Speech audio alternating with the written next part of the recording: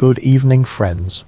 Tonight we explore something deep, something that shaped human bodies and the fate of empires. Forget epic battles and great conquerors from history books.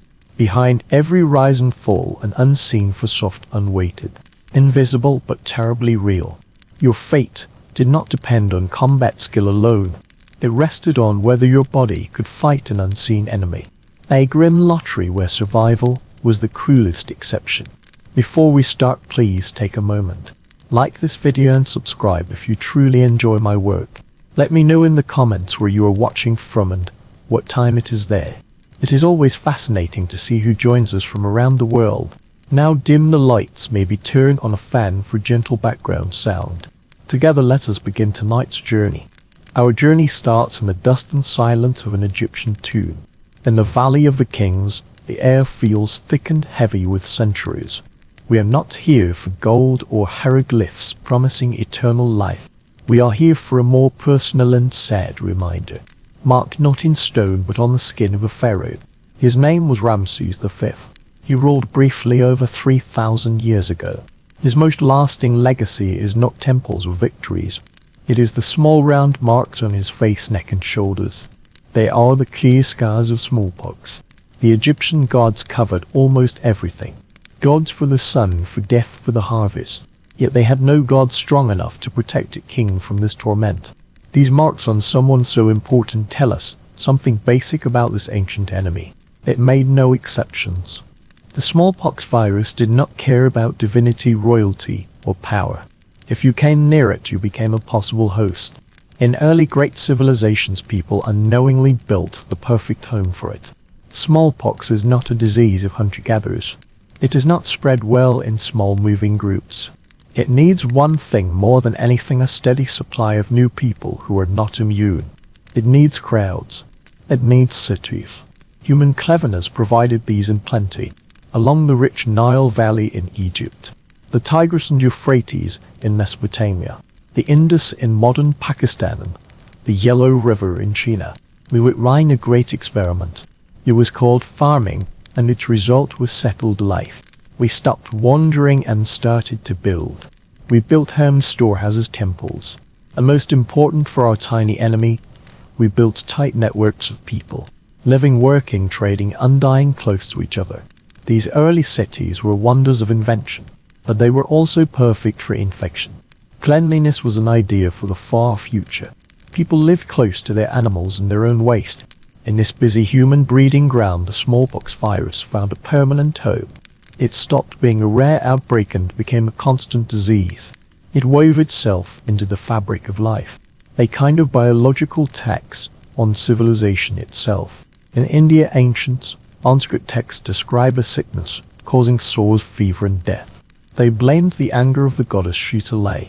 She was shown riding a donkey carrying a pot of healing water and a bundle of brooms, meant to sweep the disease away. Creating a special god for smallpox shows how deep it was in people's minds. It was not a strange or passing illness. It was a permanent part of life's scenery, a natural force to deal with, too pleased to pray to. In China around the 4th century, a scholar named Ji Ung wrote notes on a disease like the smallpox. He saw that people who survived it did not get it again. A very sharp observation holding the seed of the final answer, though that seed would take over 1,000 years to grow. For then the virus was just a fact, a terrible childhood lottery. In these crowded places, smallpox mainly hit children, because most adults had already met it. You either died or you got lifetime immunity and a scarred face to prove you lived. So for centuries, smallpox was mostly a local issue. An Egyptian problem, an Indian problem, a Chinese problem. It grew strong inside these great civilization incubators. But its travel was limited. Yet people are a restless kind. We were not happy to stay in our river valleys. We began to build bigger things, empires. And with empires came roads, navy fleets and trade routes, linking the known world as never before. We were about to give the virus its passport. We were about to turn our local trouble into a worldwide disaster. The first big stage for this drama would be the greatest empire the Western world had seen. Rome. Picture the Roman Empire at its peak in the 2nd century. It was the age of the Antonines, the so-called Five Good Emperors, a time of unmatched peace and wealth. The Pax Romana, a huge land from Scotland's mists to Mesopotamia's deserts, from Spain's Atlantic coast to the Nile Delta. Over 50 million people, a quarter of the world, under one government, one land, an amazing network of roads. The famous Roman roads built to move soldiers also moved merchants, officials, pilgrims and tourists with the same ease. The Mediterranean, which the Romans called our sea, was a Roman lake, crossed by ships carrying grain from Egypt, olive oil from Spain, wine from Gaul, marble from Greece. It was a wonderfully efficient system, a win for logistics and engineering. And it was a germ's perfect dream, a system made to spread sickness across a continent with frightening speed and effect. In the year 165, co-emperor Lucius Verus came back victorious from a war in the east. He had fought the Parthian Empire, Rome's big rival in Mesopotamia, and won. His soldiers marched home through Anatolia, Greece and Italy, bringing the rewards of war, gold, slaves and greater fame. But they also brought an unwanted keepsake, an unseen hitchhiker that joined them during a siege at a city called Seleucia.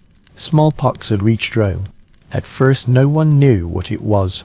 Doctors trained in the humoral ideas of Hippocrates and Galen were confused.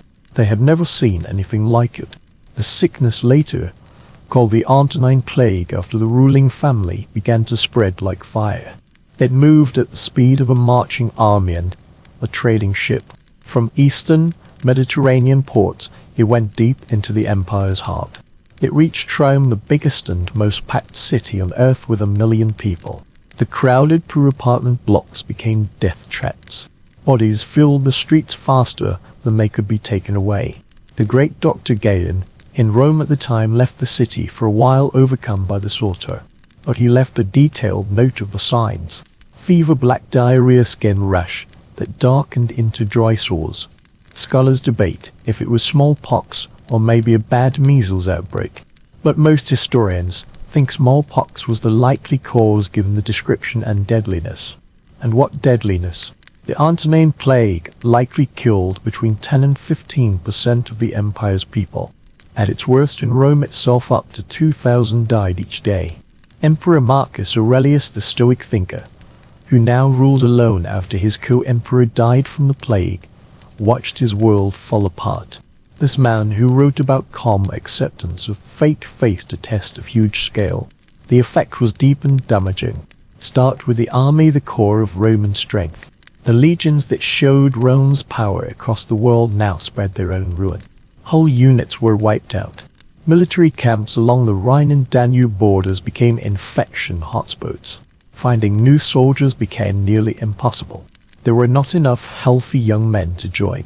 Marcus Aurelius had to take extreme steps. He recruited slaves, gladiators, and even Germanic fighters from tribes across the border.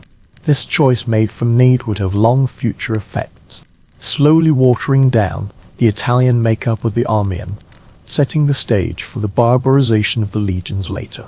The borders, once safe, became open and weak. Then there was the economy. The plague killed not just soldiers, but also farmers, miners, craftsmen and key taxpayers. Whole fields lay empty, with no one to plow or harvest them. The famous silver mines in Spain that made the empire's coins saw output fall sharply. With fewer people to tax, the state's money emptied. Marcus Aurelius had to sell imperial jewels and palace items in the forum to raise cash to keep the state and army going. Trade, the empire's lifeblood, slowed to almost nothing. Cities shrank. The economic web, once strong and alive, took a hit it would never fully recover from. Last, the mental and social effect. The plague shook Roman belief to its base. The old gods, Jupiter, Juno, Mars, seemed powerless or uncaring. Why were they letting this happen? This empty space of faith made room for new religions and mystery groups. They offered comfort, community, and the hope of a life after death, something the more business-like Roman gods never really gave. Christianity, especially with its focus on charity, caring for the sick and saving the soul, found more and more listeners. Christians did not run from the ill. They cared for them often at the cost of their own lives.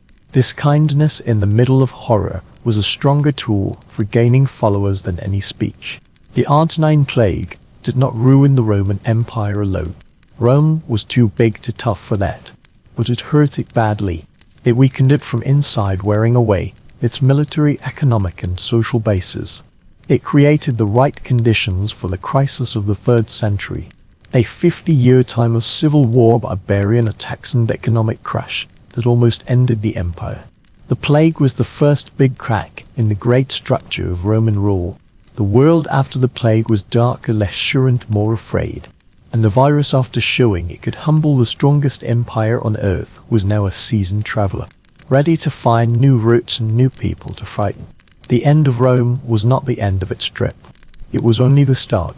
With the slow fall of Rome's central power in the west, it might seem smallpox would lose its best way to move.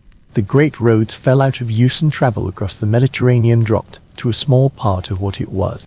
But people and their germs always find a way. The world did not stop. It just rearranged itself.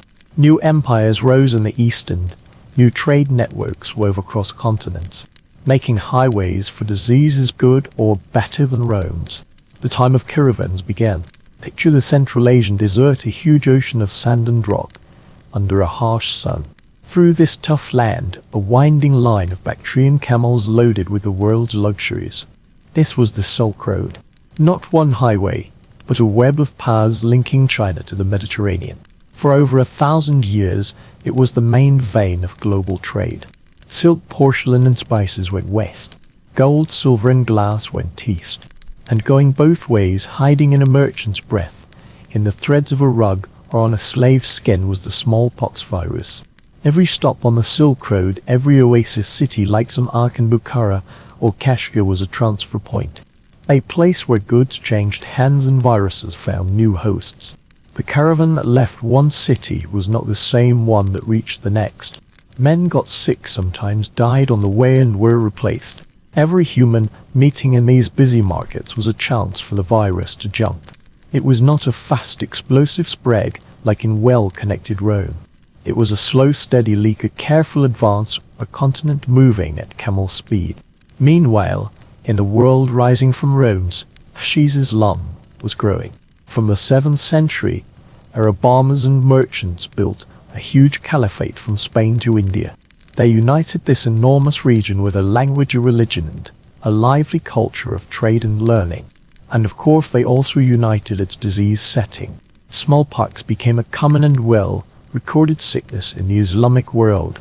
Persian doctors like al-Razi in the 9th century wrote very detailed works on the disease, clearly separating it from measles.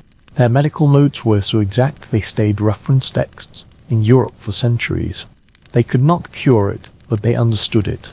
They knew it was one disease, and they knew, like Jiang in China, that once you beat it you were safe.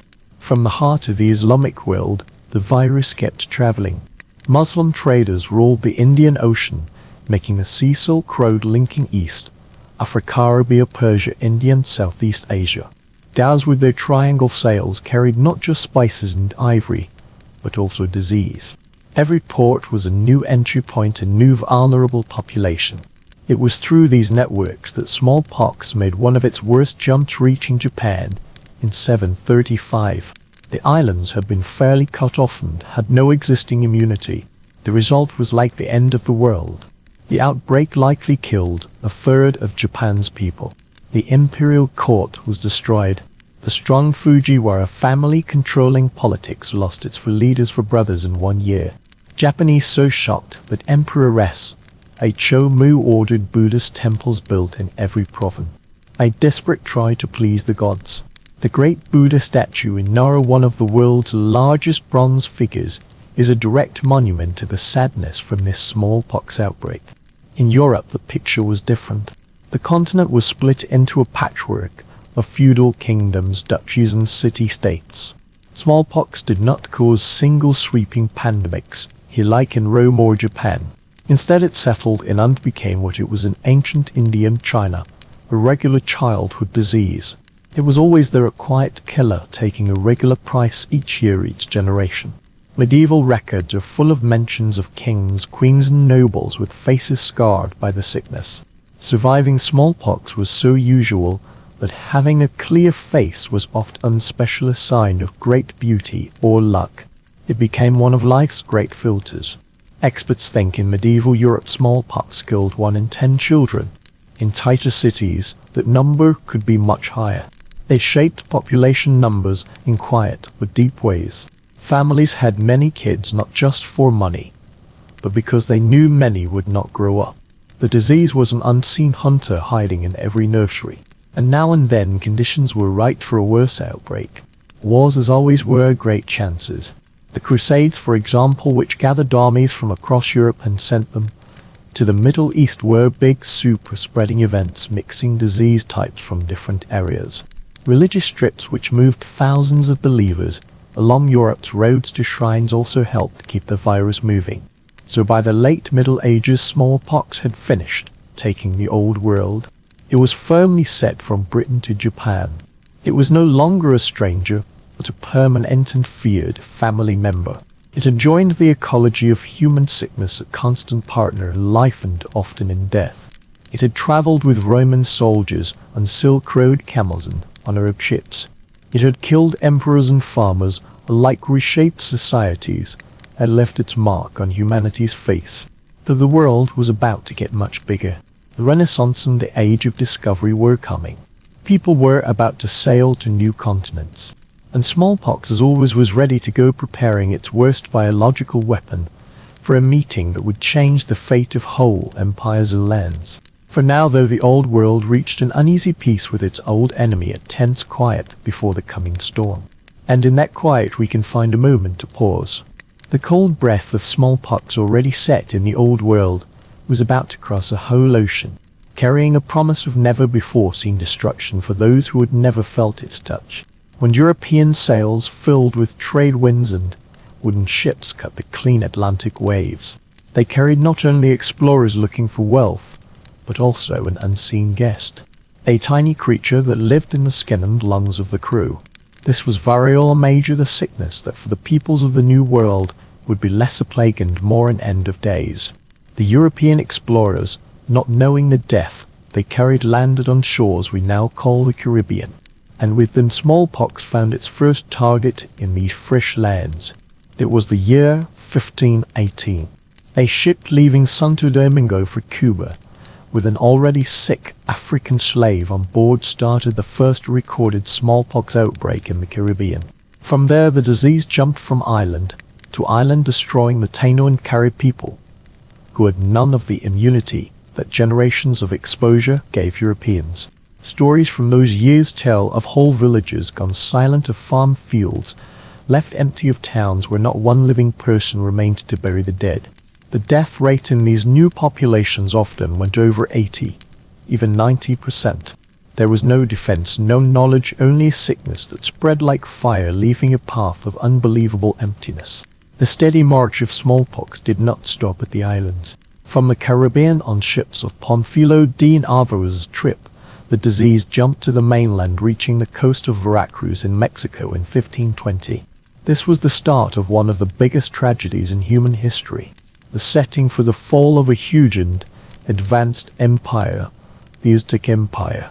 Hernan Cortes had landed in Mexico in 1519.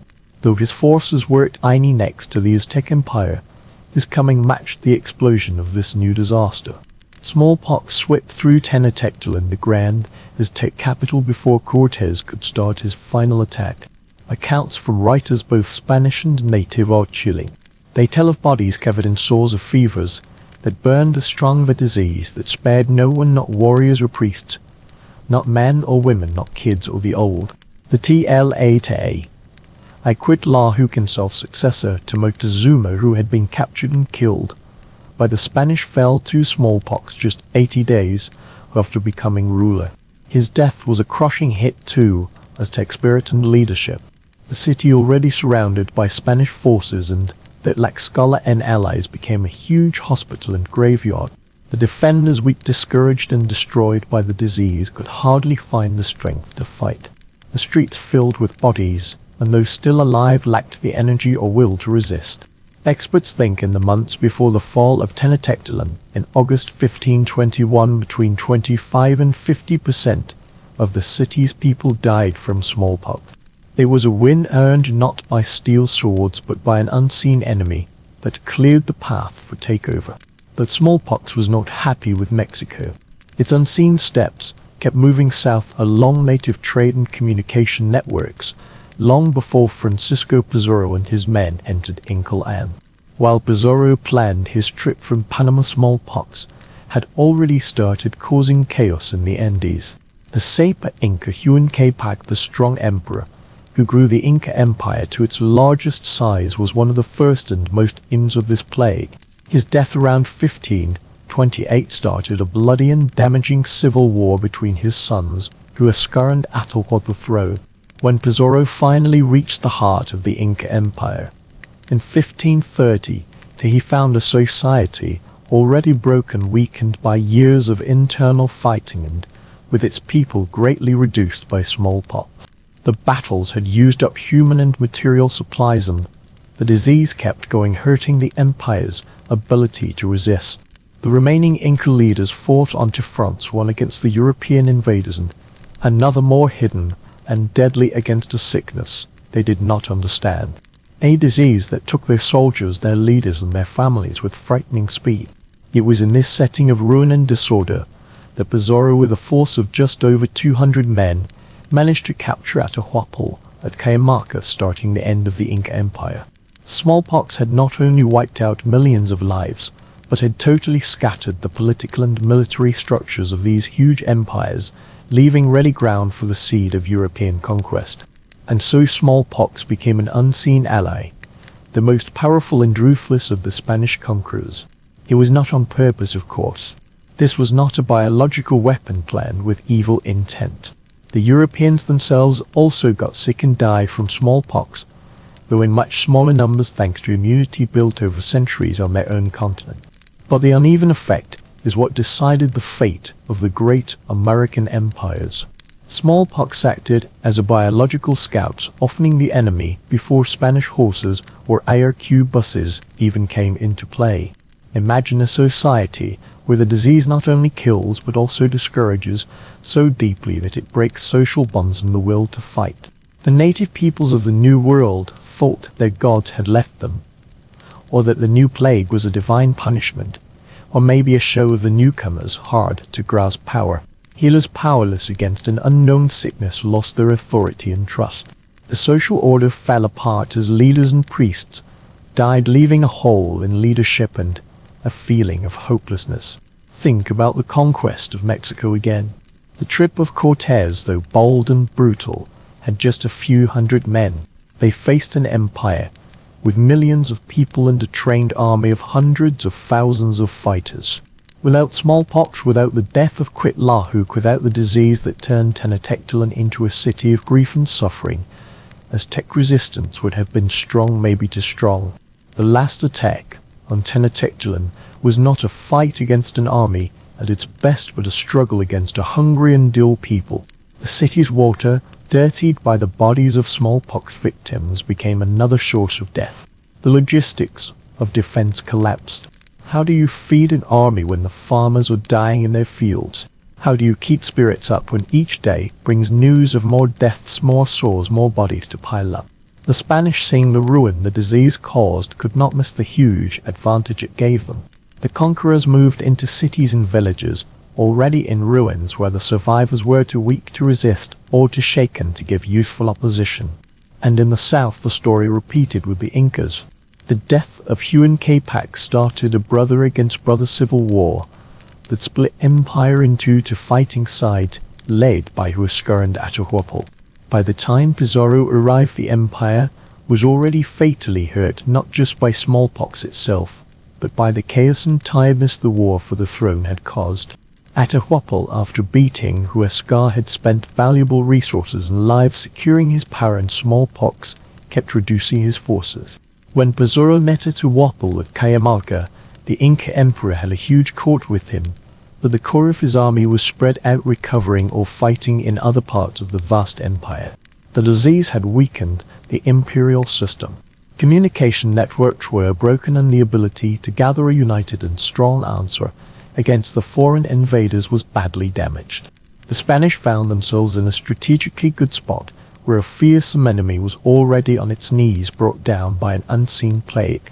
It was smallpox that discouraged societies, that destroyed armies before a single big battle was fought, that removed governments at the most critical time. It was the great equalizer, letting a small group of men with steel weapons and the endless thirst for gold control huge empires with millions of people. Without smallpox, the history of the Americas would have been very different. The discovery of America was for its people the discovery of death. Now do not think this dark dance of smallpox was limited to the far shores of the New World. Oh no. Smallpox was a constant presence, a dark shadow over the crowned heads of Europe, a force able to rewrite family history with every single saw. Between the 16th and 18th centuries, no king or queen or heir was safe from its spread.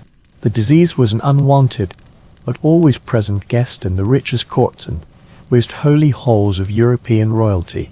It was the great reminder telling kings that despite their divine right they were as open to harm as the lowest of their people. And yet their living or dying could have effects that changed the path of whole kingdoms and shifted the political map of the continent. Look at the fate of the English monarchy at the end of the 17th century. The glorious revolution of 1688 had removed James II and put William III of Orange and his wife, Queen Mary II, as joint rulers. It was a new chapter, a government experiment in English history. But fate often has a very dark sense of humour. In December 1690, for as London was covered in winter fog, Queen Mary II, only 32 years old, caught smallpox. Despite the best doctors of the time, despite the prayers of the nation, the disease took her quickly. She died on December 28, 1694.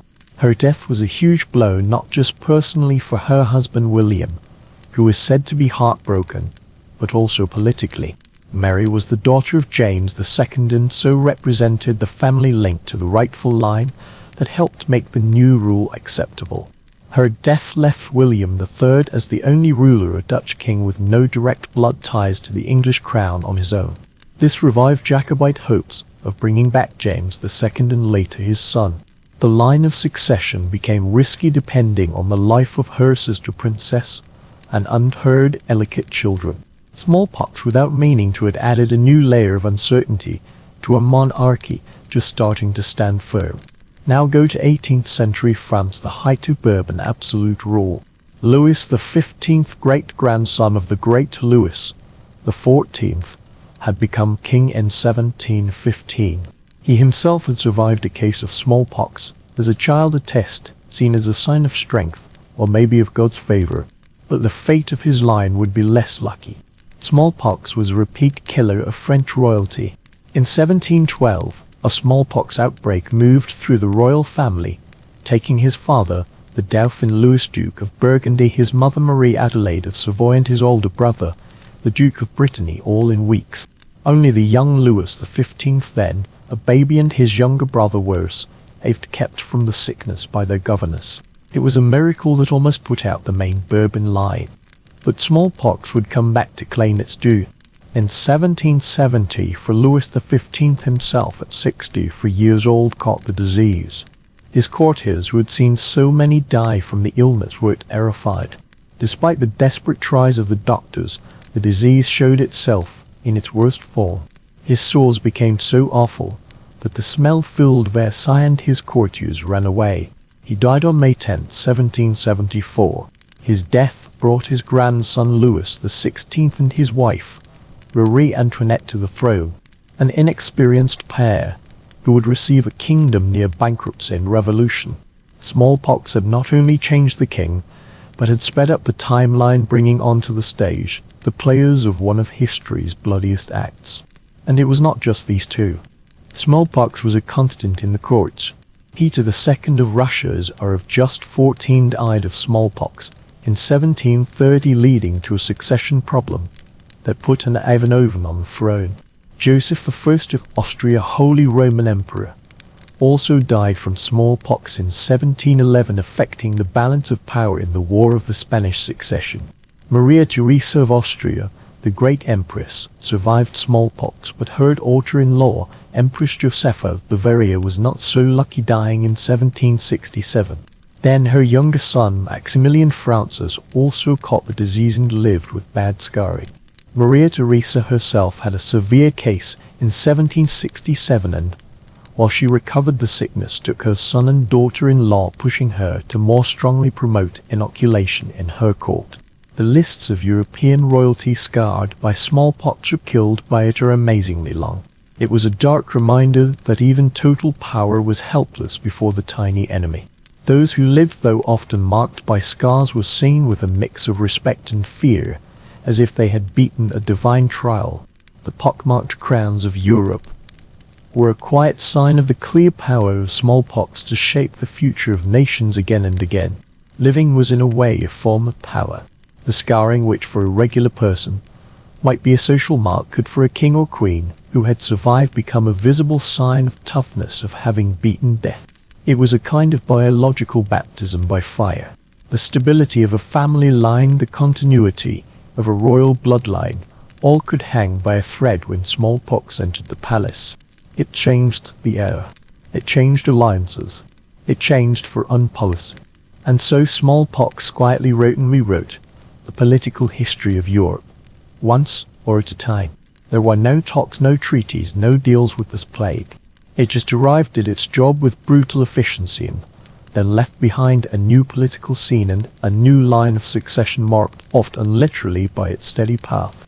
And with each royal death, the awareness of its threat grew sharper, finally pushing the desperate search for a defense. And so people found themselves caught in an endless harsh cycle.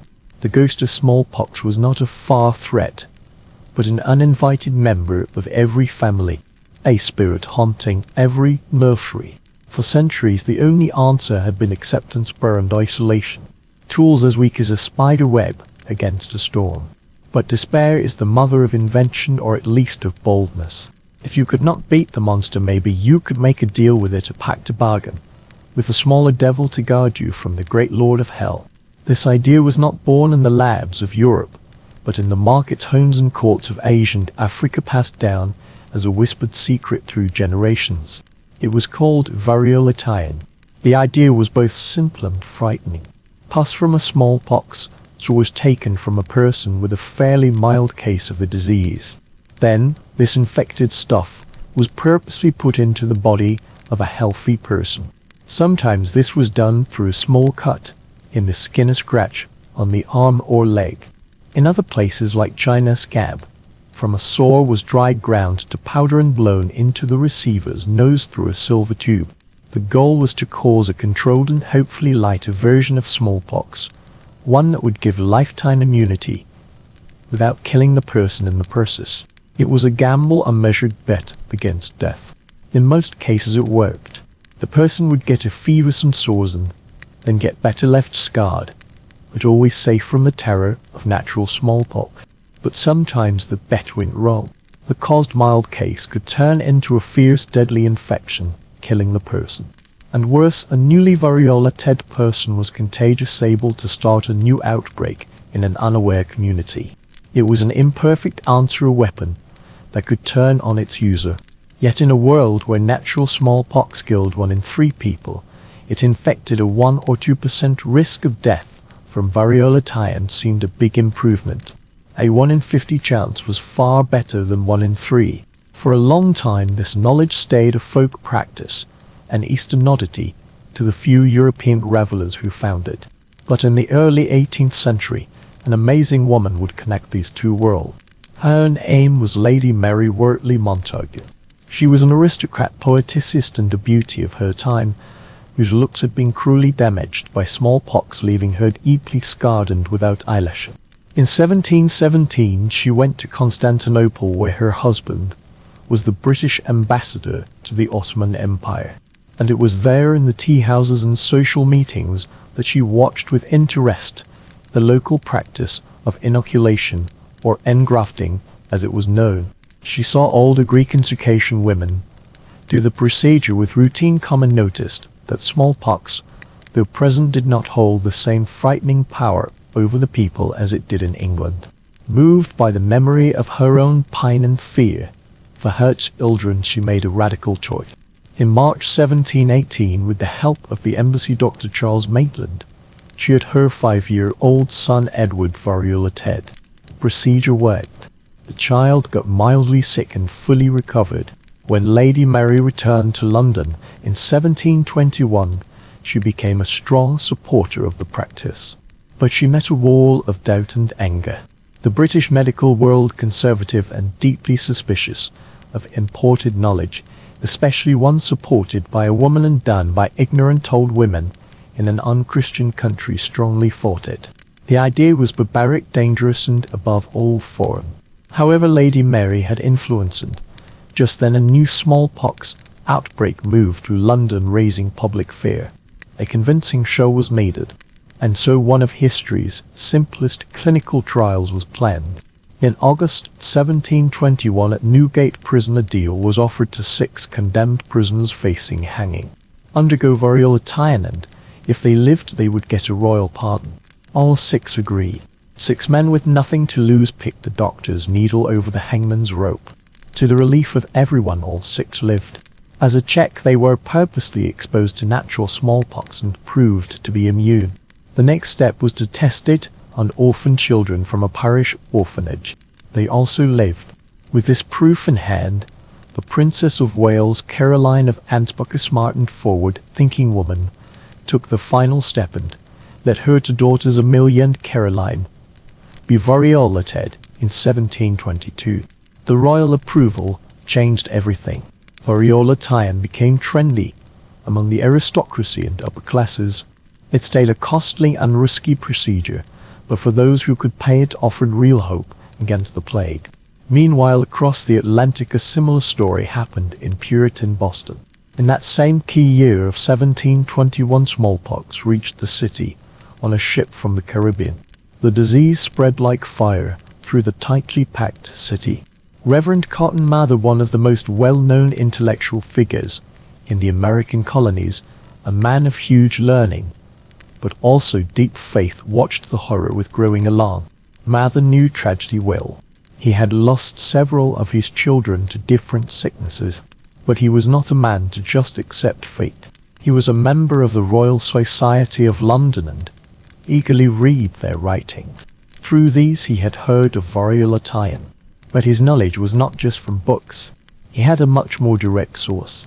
Years earlier he had asked an enslaved man in his house, a man he called Onesimus, if he had ever had smallpox. Onesimus said he had not. He explained that where he came from in West Africa, it was common to take a little smallpox liquid and put it into a cut on the body, which made sure you would only get a very light version of the disease. He showed Mather the scar on his arm. When the 1721 outbreak hit, Mather remembered the talk with Onesimus, and the Royal Society reports he saw a God-sent tool, a way for science and faith to work together to save lives. He became a fervent supporter of variolation and convinced Dr. Drive Z. Abigail Boylston to do the procedure.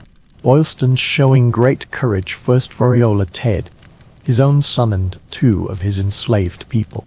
Then they started to offer it to other Boston people. The reaction was violent. The people, scared and superstitious, saw variolation as an abomination, a tampering with God's will. Who were Mather and Boylston to plague God, to purposely spread a disease? They were accused of trying to spread the plague, not stop it. Sermons spoke against them from church pulpits. Pamphlets were printed against them. People yelled at them in the street. One night someone threw a lit grenade through the window of Cotton Mather's home. Luckily the fuse came off and it did not blow up. Tied to it was a note that said, "Cotton Mather, you dog, damn you. I will inoculate you with this, with smallpox for you." But Mather and Boylston kept going, keeping careful records. At the end of the outbreak, the numbers told the story. Of the nearly 6,000 Boston people who caught smallpox, naturally 844 died, about 1 in 7. Of the 287 whom Boylston variolated, only 6 died, about 1 in 48. The proof was overwhelming. Variolatine, despite its dangers, worked. It was a dangerous pact, yes, but it was the only pact available. Through the rest of the 18th century, the practice slowly spread, used now and then during outbreaks in Europe and America. George Washington, understanding its strategic importance, ordered the variolatine of the whole Continental Army during the Revolutionary War, a huge logistics choice that surely saved his army from destruction and likely changed the path of the war. But the method stayed a blunt tool. The world needed something better, something safer, a way to get protection without having to dance with death itself. The answer would not come from royal courts or city thinkers, but from the quiet watching of a country doctor in the English countryside and from the folk knowledge passed down in stables and dairies. The setting for the next big discovery could not have been more different from the Ottoman courts or the busy streets of Boston. We moved to the late 8th century to the green rolling hills of Gloucestershire in western England, a land of pastures, dairy farms, and a life that moved with the seasons. Here smallpox stayed a feared presence, a shadow that could fall on any village any time. And he lived a man named Edward Jenner. Jenner was no high society London doctor. He was a country doctor, an amateur nature lover with an endless curiosity about the world around him. He spent his time not just caring for his patients, but also watching cuckoo birds and gathering fossils. He was a man of the Enlightenment, yes, but with his feet firmly on the ground. His knowledge shaped as much by direct watching as by books. During his rounds, Jenner often heard a strange piece of local folklore, an old wives' tale going around among the country people. Milkmaids, the young women who spent their days close to cows, insisted they could not catch smallpox. The reason, they said, was they had already caught cowpox. Cowpox, a much milder disease caused by a related virus, caused painful but not deadly sores on cows' udders. And milkmaids often got similar marks on their hands and arms from touching sick animals. They would have a mild fever, general discomfort, and then fully recover with just a few scars on their hands to remind them. Many doctors dismiss this as just peasant superstition, but Jenner, with his watching mind, wondered if there might be some truth to it. He spent years gathering stories, talking with milkmaids, looking at their scarred hands and seeing that indeed they seemed safe from the regular waves of smallpox that moved through the area. The idea grew in his mind. What if cowpox, this minor ailment, could somehow guard against the terror of human smallpox? What if one could purposely take material from a cowpox sore and put it into a healthy person, giving immunity without the terrible risk of variolatine? It was a bold guess, and there was only one way to test it. It needed an ethical jump that today would seem unthinkable. But in a time used to ever-present death, the calculation of risk was different. The day came on May 14th, 1796. Jenner found the perfect subjects for his test. The first was a young milkmaid named Sarah N. Elms, who had fresh active cowpox marks on her hand. The second was a healthy 8-year-old boy named James Phipps, Jenner's gardener's son. The scene, though huge in its meaning, must have been very simple. In his office, with afternoon light coming through the window, Jenner took a lancet and carefully took some liquid from one of the sores on Sarah N. Elms's hand. Then he turned to young James. He made 2 small shallow cuts on the boy's arm and drubbed the infected material into the wound. The waiting began.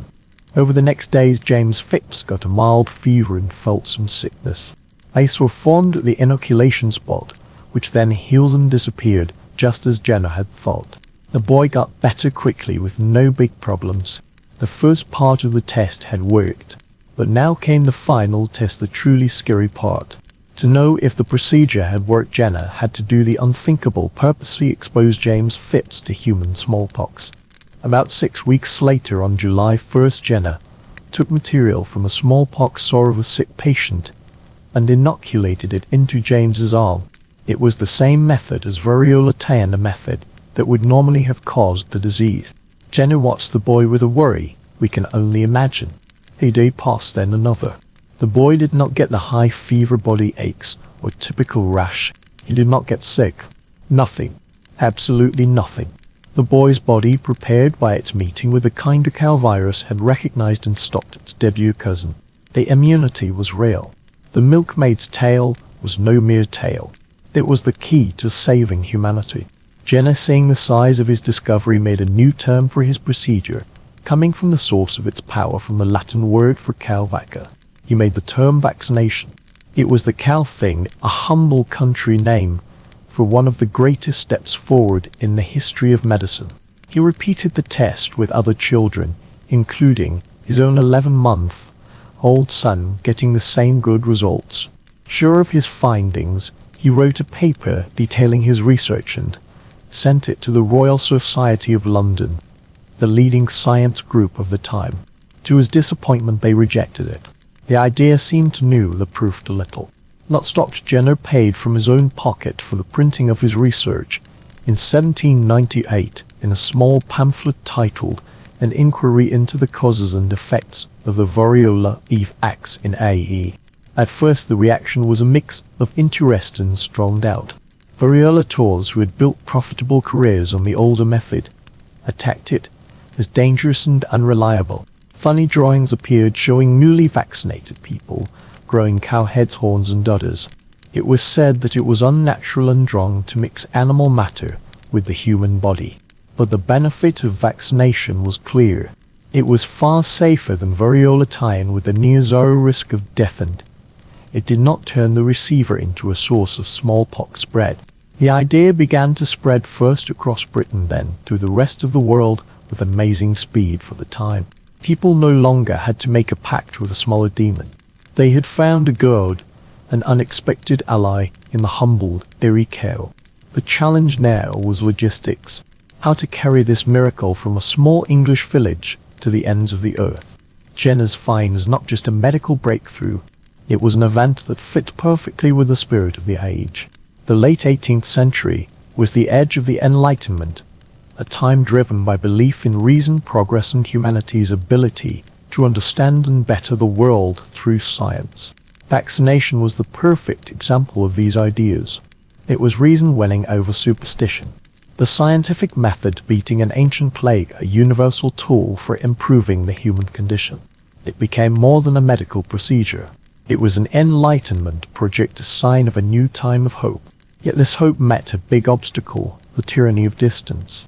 In a world without cooling, how could the vaccine be moved across continents and oceans? The cowpox virus vaccinia was fragile. The lymph taken from a sore quickly lost its strength. It could not just be bottled and shipped. It had to be kept alive. The answer was as clever as it was dark, a human chain.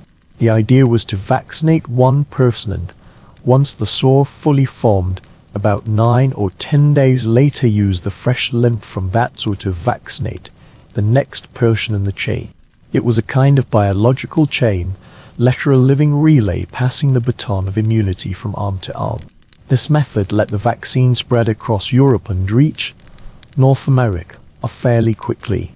Thomas Jefferson, an Enlightenment man through and through, became a firm supporter and watched the first vaccination tests in the United States.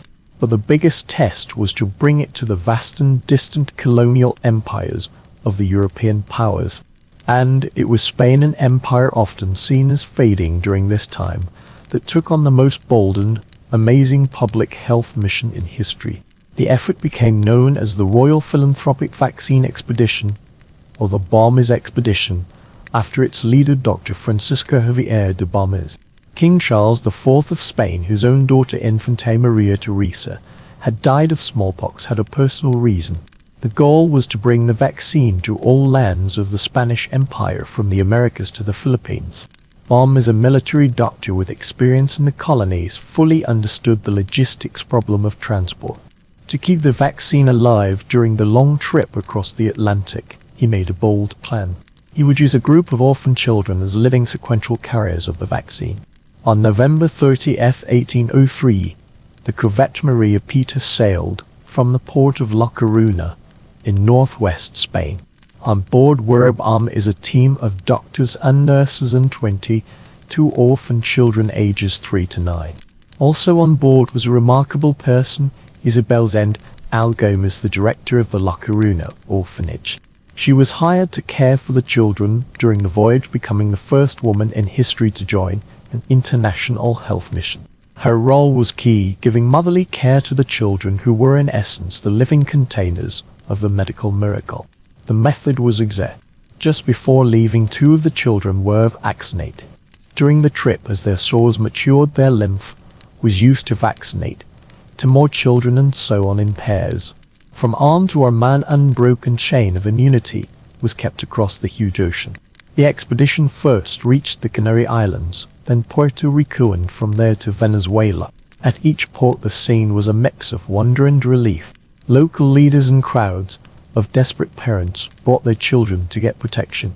Baum and his team not only vaccinated thousands of people, but also set up local vaccination boards, teaching local doctors how to do the procedure and how to keep the vaccine chain using local children. Their mission was not just to give the vaccine, but to make it self-sustaining. From Venezuela, the expedition moved to Cuba and then to Mexico. In Mexico, the mission split. Baum, true to his global goal, took a new group of Mexican children and got on the Manila Galleon to cross the Pacific, one of the longest and hardest sea routes in the world. He successfully brought the vaccine to the Philippines and from there even to Macau and Canton, introducing Jenner's method to the Far East. Meanwhile, a second in command, Jose Solve Any, led a sub-expedition south, starting an epic trip through South America. For 7 years, Solve Any and his team traveled through the toughest lands possible, crossing jungles, deserts, and the icy heights of the Andes, bringing the vaccine to the peoples of what is now Colombia, Ecuador, Peru, and Bolivia. It was a trip of incredible dedication and huge suffering. Solve Any lost sight in one eye, suffered from malaria and dysentery, and finally died of exhaustion in Cochabamba, Bolivia, in 1810, a martyr for public health. The Baum expedition was an amazing triumph, and unheard of feat of logistics, perseverance, and humanitarian. It is thought to have directly vaccinated hundreds of thousands of people and set up systems that let millions more be vaccinated. Alexander von Humboldt, the great naturalist and explorer, called it the most memorable trip in the records of history. It was in many ways the first global disease removal program. However, the story of the Enlightenment and charity has a more complex side. The spread of vaccination in the 19th century cannot be split from the setting of imperialism. For colonial powers like Great Britain, France, and Spain, vaccination was not just an act of kindness. It was also a very practical state tool. Empires ran on labor, and smallpox outbreaks were terrible for economic output. A healthy, growing native population meant more workers for plantations, mines, and building projects. It meant more taxpayers and soldiers. Vaccination helped guard the empire's most valuable investment, its human capital. Also, Western medicine and vaccination especially became a strong-to-love soft power. It was a clear show of the believed superiority of European civilization by offering rescue from a feared disease.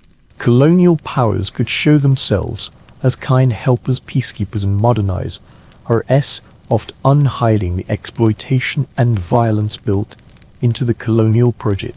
In British India, for example, mass vaccination programs were set up, but often met resistance from a population wary of their rulers' plans, and seeing the vax in it horse needle as another form of colonial entry and control.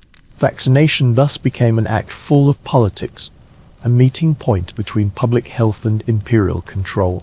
It was at once a life-saving gift and an arm of the imperial machine. A perfect picture of how even humanity's greatest advances are tied to the complex and often arc flows of history. The arm that got the vaccine needle got not only immunity, but also a lasting mark of the reach and power of a world quickly changing under the push of science and empire. And so the 20th century dawned loud and full of itself. A century of combustion engines, of electric lights pushing away the night, of telegrams crossing oceans, instantly a century of penicillin, of quantum physics, of the promise of a rational, ordered future. And yet in all this noise of progress, the old ghost kept walking silent steady. Smallpox had not read the headlines about the brilliant new world. It cared nothing for jet planes or radio signals. It had a job to do, a line to continue, and it did so with an efficiency that would make any industrialist of the time proud. Through the 20th century, smallpox is thought to have taken between 300 and 500 million lives. Think about that number for a moment. It is not a mistake. It is more than all the deaths from World War I, World War II, the Korean War, and the Vietnam War combined. It is a harvest of souls so vast it is hard to picture. Done not by armies with flags and tanks, but by a bit of protein and DNA, that cannot even be thought truly alive. A constant killer, working quietly on the edges of progress. In the rich nations of the West, the monster had become little more than a story to scare children. By mid-century, Europe and North America had reached what they called elimination. Not eradication, a far more final and absolute word, but elimination. The disease was no longer endemic, no longer moving freely among their people. Outbreaks were rare, brought in and quickly crushed with isolation and local vaccination drives. For a child growing up in Ohio or Surrey in the 1950s, smallpox was the small round scar on their grandfather's arm. A story from a past, almost mythical time. The vaccine, that gift from Jenna, had become a rite of passage, a routine and almost boring part of life. It was in the hot, dusty land of Somalia, a place then still healing from the echoes of war, where the curtain on smallpox began its final and definite fall. The date was October 26, 1977, a day that for those involved would be burned into the shared memory of global public health. In hospital in the coastal city of Murkay, a man named Ollie Mel, in a hospital cook, about 23 years old, met something the world thought was already, in the history books, the clear source of smallpox.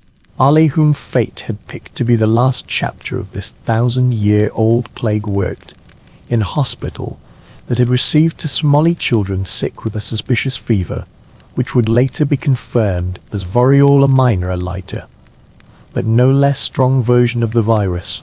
Ollie had not been vaccinated against the disease, which at that time, in the heat of an almost one global removal campaign, was a chilling slip.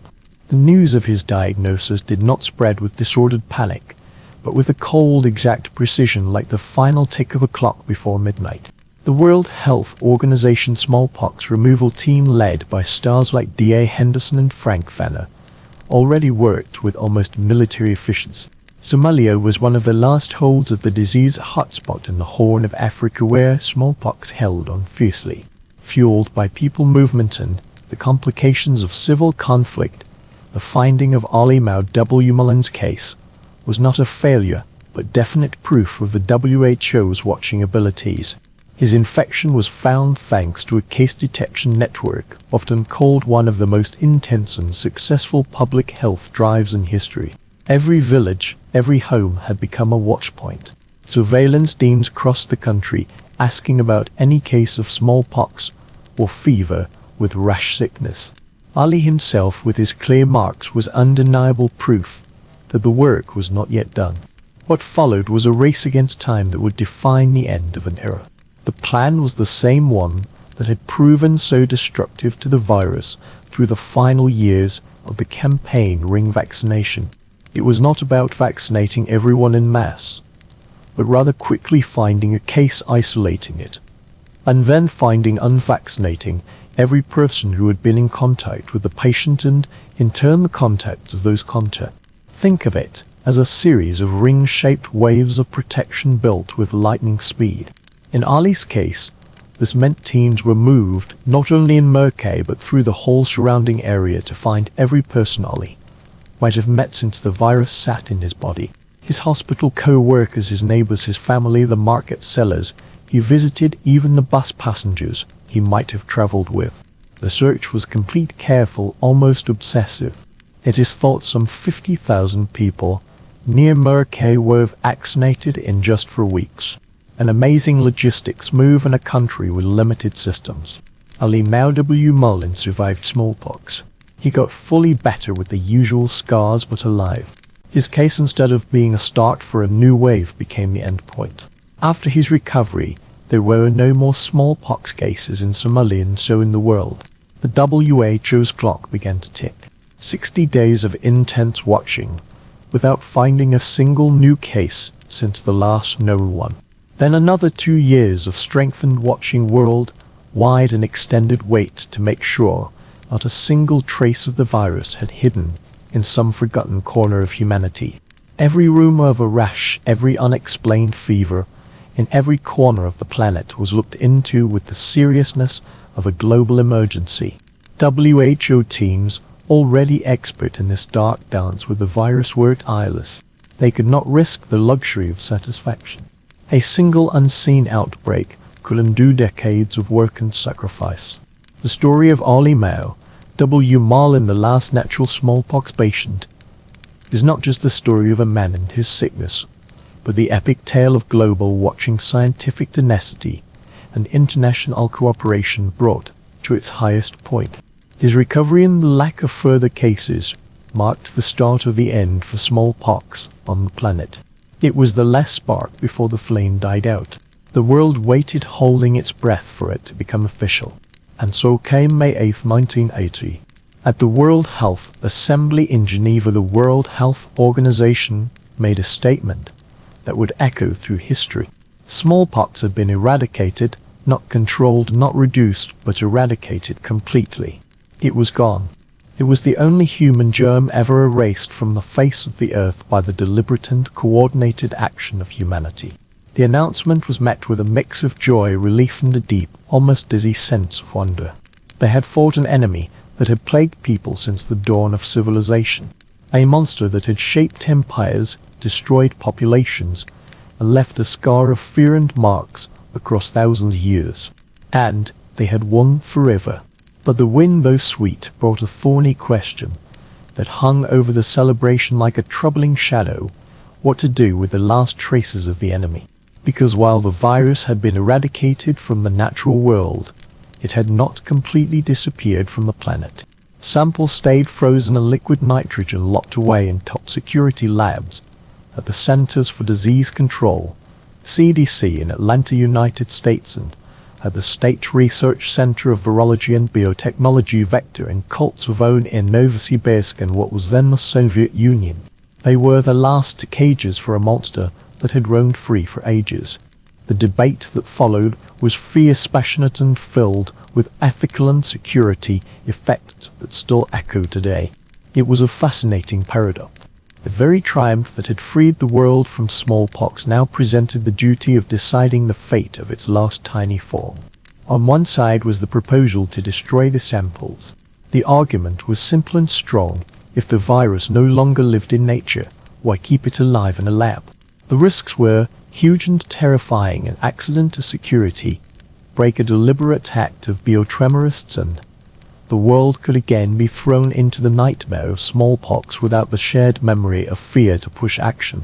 And with a global population completely vulnerable due to the stop of mass vaccination, you wanted the duty of guarding such a strong biological weapon, even if for good purposes.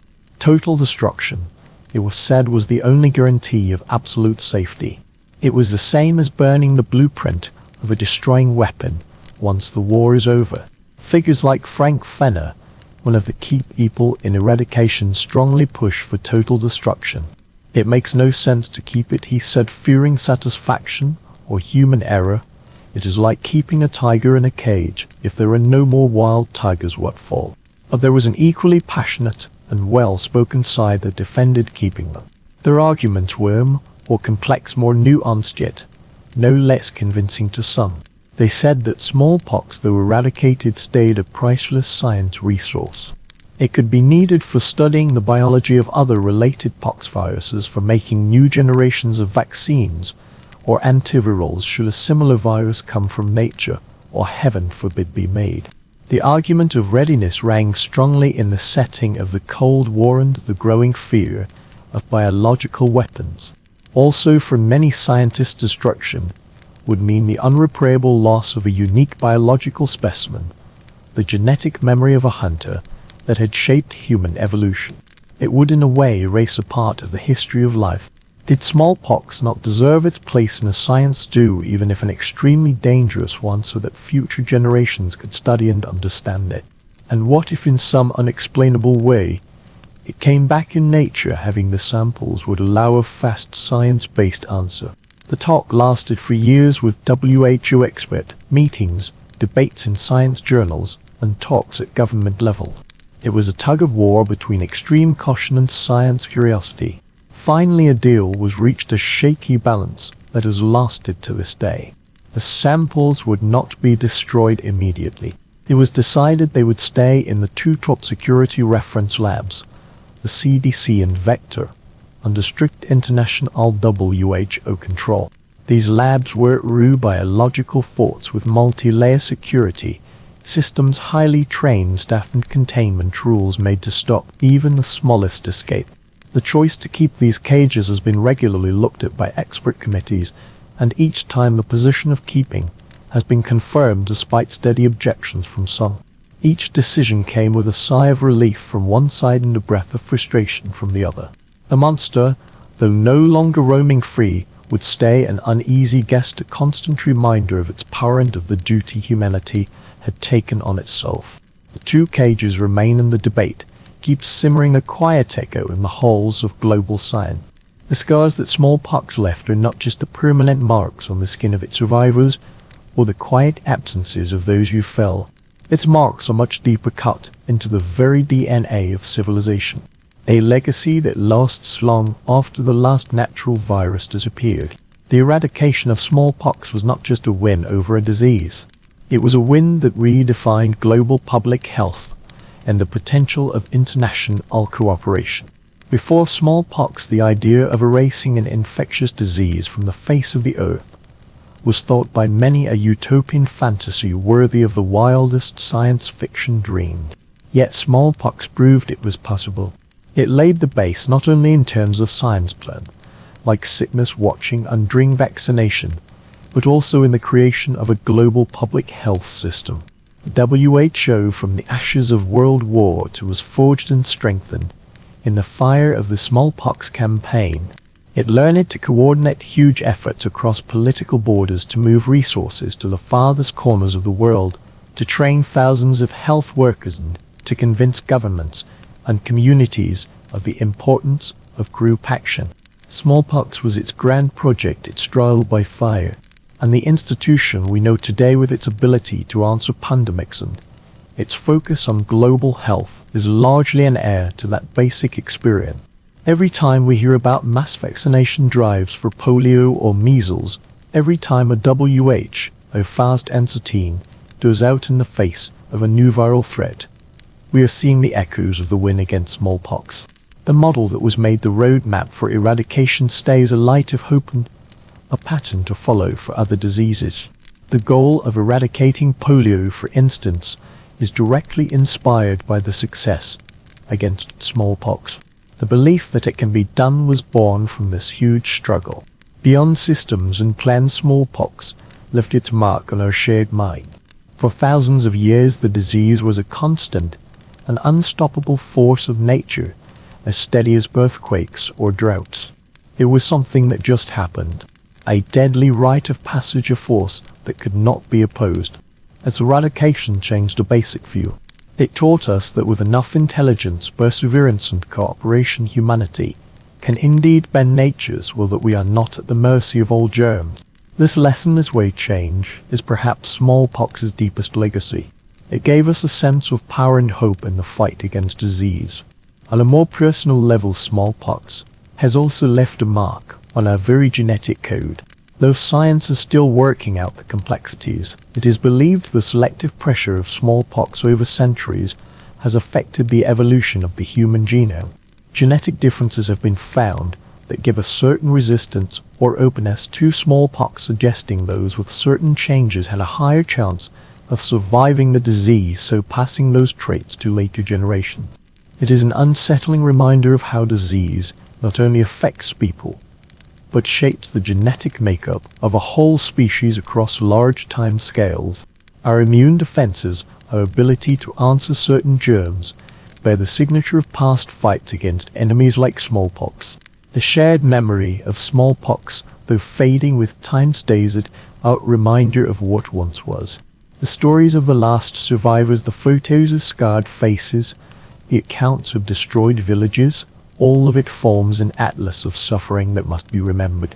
Forgetting smallpox would mean forgetting one of the greatest lessons in public health history, that constant watch investment in science and international cooperation are the only effective weapons against the shadows hiding in the tiny world. Smallpox taught us that the dream of a disease-free world is not a mirage but a reachable goal if we are willing to pay the price in cleverness and effort. So as the moonlight comes through the window and the world outside sinks into the sweet hold of silence, we can breathe easy. The chapter of smallpox is closed. Its scars last as quiet reminders in the last cages, for its monsters sleep deeply guarded by the eternal watch of science. May your dreams be free of fever and your mornings filled with the calm of a world that once faced its oldest nightmare and won.